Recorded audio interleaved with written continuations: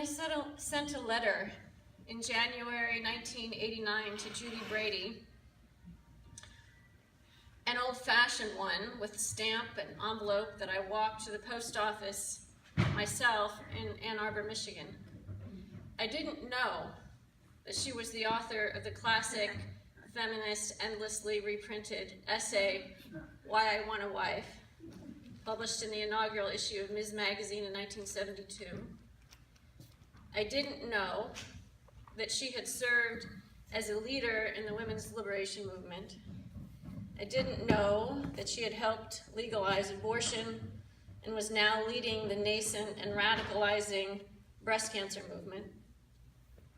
I did not know that she had participated in the prolonged occupation of a federal building as part of a larger movement to win rights for the disabled, and that action was directly linked to the successful passage of the Americans with Disabilities Act. I didn't know that she had lent a hand with the liberation movement throughout Latin America from Cuba to Nicaragua, or that she had participated in labor strikes and anti-racism work and anti-war efforts here in the Bay Area, or that when she wasn't engaged in what academic theorists now call the necessary work of social justice intersectionality, a phrase I'm pretty sure Judy would snort at, she was living as a single mother whose day job as a secretary involved a long and complicated commute on public transportation. All I did know when I mailed my letter in 1989 is that I was a confused 29-year-old biologist who was trying and failing to write my dissertation, which was supposed to focus on feeding behavior of white-tailed deer in a virgin red pine forest in northern Minnesota. But I had discovered, almost by accident, that my study site had been secretly sprayed with Agent Orange during the 1960s, the same pesticide that so famously defoliated the rainforests of Vietnam. I knew that Agent Orange contained dioxin, a powerful human carcinogen that lasts 35 to 50 years in human tissue and soil, and that I had likely been exposed doing the field work for my dissertation in what I thought was a pristine place. And I knew that I myself was already a cancer patient, having been diagnosed with bladder cancer shortly after my 20th birthday. And I knew that I was angry. The letter I sent to Judy Brady in 1989 was in response to an ad that she had placed in the back of a magazine called Science for the People. It was a magazine that my major professor subscribed to, and I found a copy of it late one night while sitting alone in the lab, fresh out of a hospital stay, asking myself what exactly I was supposed to be doing now. And it was that solicitation from an editor named Judy Brady, who was compiling an anthology for a feminist press on the politics of cancer, on women's lived experience with cancer, and the rising rates of cancer, and the issue of cancer's links to toxic chemical exposure. And that ad spoke to my condition, as the Quakers say. I knew immediately that I needed to correspond with this woman. But in those days, I hadn't publicly told anyone that I was a cancer patient, and I didn't know any other 20-somethings with cancer, and I had only written about my personal experience with cancer in the form of poetry. So the envelope I sent to Judy in response to her ad contained 2 poems.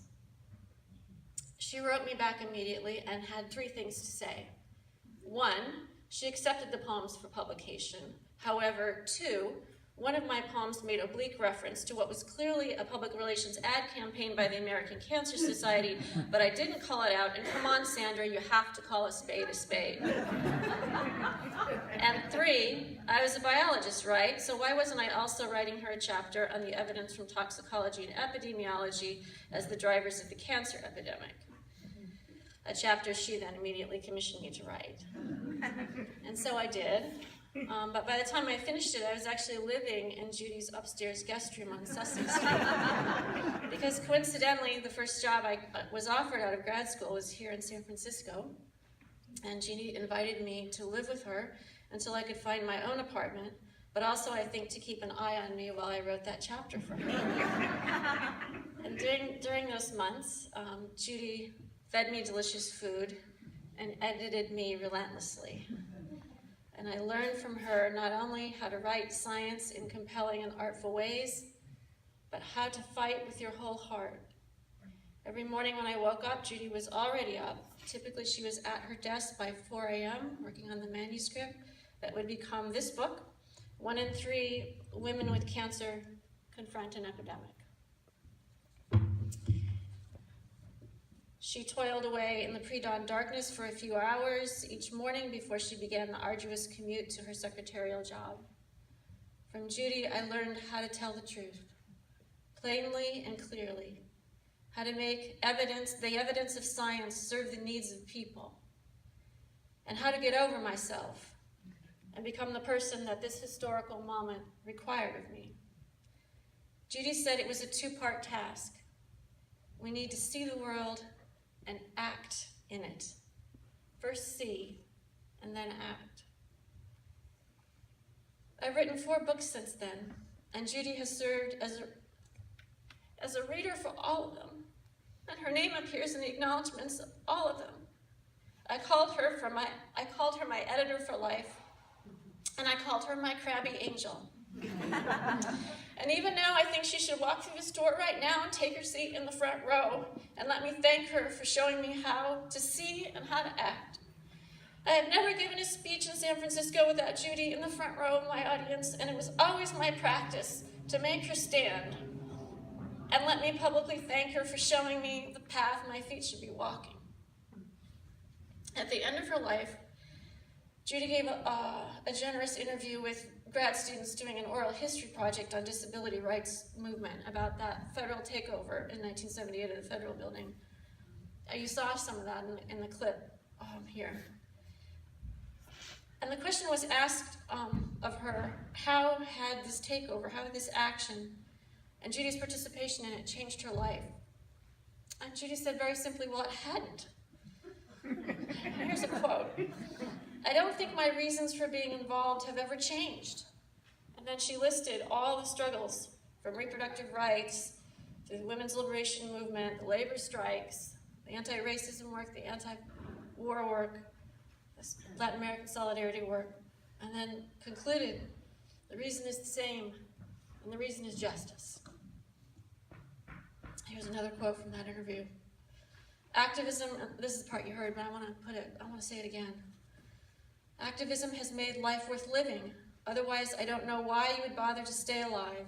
It is the biggest high there is. And she explained in the interview that she was able-bodied when she helped out with that 1978 occupation that led to the passage of the ADA. But now that she was wheelchair dependent, she said, quote, whenever I go down a curb cut with my scooter, I think about that picket line and it makes me smile. She was asked, what do you want people to know about me? And Judy responded, I don't know if I want people to know anything about me. I want them to know about the world they live in. But she was pushed farther to say something about herself. So she said this, I was born angry and didn't know it. I learned I was angry 40 years ago. I am still angry, and I'm going to leave this world angry because we have messed up something so incredibly beautiful. And then she went on to talk about climate change. So that's how to pivot, folks. That's how to answer a question that forces you to say something about your own life and end up talking about climate change. And I took a lesson from that. She said, people need to see their part of the world. They need to see the world and act in it. Judy, in your memory, I pledge to keep seeing the world and not turn away. I pledge to keep acting. And I'm going to keep coming to you with my reports about how it's all going. Because I know you'll listen and you'll cock your left eyebrow and you'll say, go on. You'll say, go on.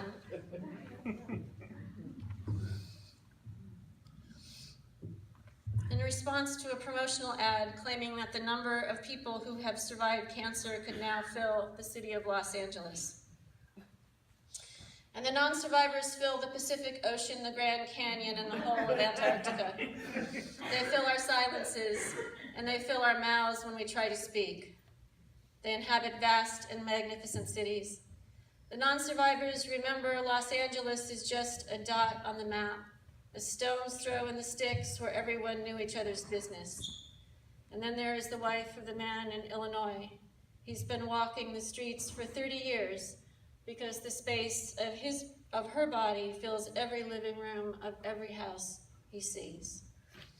I say whoever writes PR for the American Cancer Society also writes PR for Dow Chemical and the Pentagon. That was Judy's line. Go talk to the Nevada rancher who looked up at the doctor and said, "Who wants to survive chemotherapy just to live in LA?" Let's point out that the immigration laws in that town have not changed since 1950. And who can sleep? The breastless, hairless ones always scratching at the city walls, howling at the gates all night. Everybody wants to be an angel. The dead are smaller than us. We have to remember that. The dead take up so little room. Their houses are modest. They drive small cars. They've stopped dreaming of going west. You called this morning to say a new tumor had flowered in your liver and another in a small coil of the intestine. I murmured something, promised to make a few phone calls. I hardly know you, actually, but I had mentioned once that I was a resident of that lucky city, sweet California. Thank you, Judy.